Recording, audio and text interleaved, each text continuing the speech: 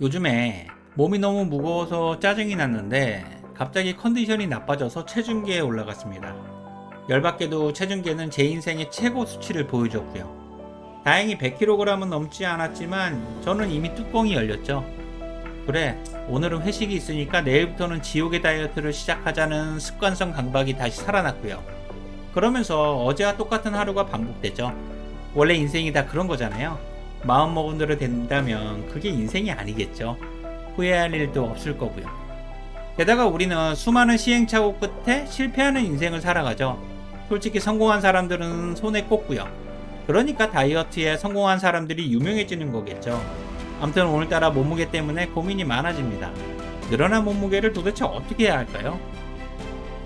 일단 당장의 비만 문제를 해결하려면 몸무게가 늘어난 원인을 먼저 찾아야겠죠. 다이어트는 항상 내일부터 하겠다는 생각을 가지고 있거나 당이 많이 든 음료나 간식을 좋아하는 경우가 있죠. 저 또한 과자나 간식을 입에 달고 사니까요. 이러면 아무리 운동을 해도 살이 빠지지 않죠. 식사 속도가 너무 빠르거나 회식이 많은 경우도 원인이 되고요. 하루 종일 앉아 있으면서도 움직이지 않거나 운동을 싫어하는 경우도 많고요. 생각해보면 내가 왜 뚱뚱한지 이해가 되죠. 자기 객관화가 선행되지 않으면 다이어트에 대해 고민만 할 뿐 계속 뚱뚱해지거나 개선이 안 되니까요. 그러니 변화를 하고 싶다면 자신을 냉정하게 돌아봐야만 하죠. 하지만 직장인 중에는 살이 찌지 않고 입사 때 몸매를 유지하거나 오히려 건강해진 친구들도 많죠. 이들을 보고 있으면 뚱뚱한 우리와는 많이 다르고요. 이들은 빨리 먹지도 않고 과식을 하지도 않죠. 소식을 하면서도 많이 움직이고요. 짜증나게도 건강한 친구들이 퇴근 후 헬스장에서 살고 있죠. 건강한 친구들이 계속 건강해지고 운동이 필요한 뚱뚱한 친구들은 오늘도 회식을 하고 있고요. 저는 산책을 시작한 지 10년이 넘었지만 러닝을 하는 사람들은 몸매도 좋고 건강한 사람들이고 정작 운동이 필요한 사람들은 보이지가 않더라고요. 이런 차이들이 시간이 흐르면서 몸과 마음에 쌓이게 되겠죠. 사람의 마음을 알고 싶다면 그 사람의 행동을 봐야 하듯이 다이어트를 원하는 뚱뚱한 친구들도 행동을 봐야 진심인지 알 수가 있고요.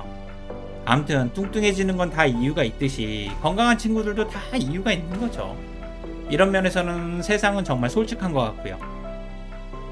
그렇다면 뚱뚱한 직장인이 비만에서 벗어날 수 있는 방법은 뭐가 있을까요? 많은 방법이 있겠지만 지금부터 이야기하는 5가지 방법들은 제가 실제로 해보고 진짜 효과가 있었던 방법들인데요. 우선 첫 번째는 사무실이 5층 이하라면 출근할 때 계단으로 출근해보세요. 물론 제 선배 중에 한 명은 17층에 있는 사무실까지 몇 달 동안 계단으로 출근했는데 나중에 무릎에 물이 차서 수술을 했거든요. 그러니까 너무 무리하지는 마시고요. 두 번째는 저녁에 와이프와 산책을 해보세요. 혼자서 헬스장을 가도 좋지만 그것보다는 와이프와 함께 산책을 하는 게 시작하기도 쉽고 오래 할 수도 있으니까요. 실제로 효과도 더 좋고요. 그리고 그냥 커피 한 잔 들고 1시간 정도 산책을 해보세요. 건강도 챙기면서 많은 이야기도 할 수 있으니까요.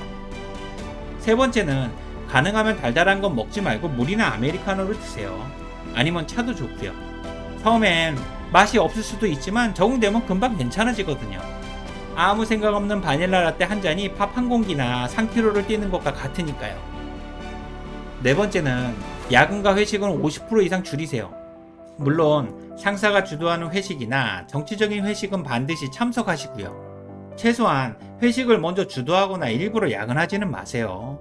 저녁에 할 일이 없으면 집에 와서 반신욕하고 일찍 주무시고요. 마지막 5번째는 집에 체중계가 없으면 무조건 구매하세요. 몸무게는 숫자가 눈에 보여야 자극이 되잖아요. 그렇지 않으면 상상 속에서 다이어트를 하는 거고요. 그러니 제발 다이어트를 말로만 하지 마시고 체중계부터 구매하세요. 올라가기 시작하면 깨닫는 게 있을 겁니다. 지금까지 이야기한 이 5가지 방법은 저에게 실제로 효과가 있었고 가장 편하게 할 수 있는 방법이었죠. 지금도 계속하고 있으니까요.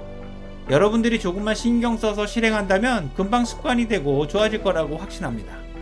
그리고 마지막으로 여러가지 방법을 실행해보고 가장 쉬우면서 나에게 맞는 방법을 찾아보세요.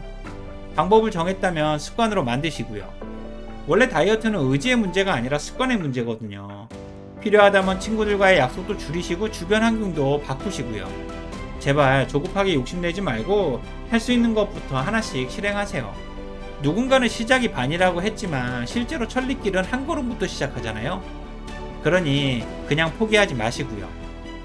솔직히 저는 직장인이 뚱뚱한 것만큼 무능력해 보이는 건 없다고 생각합니다.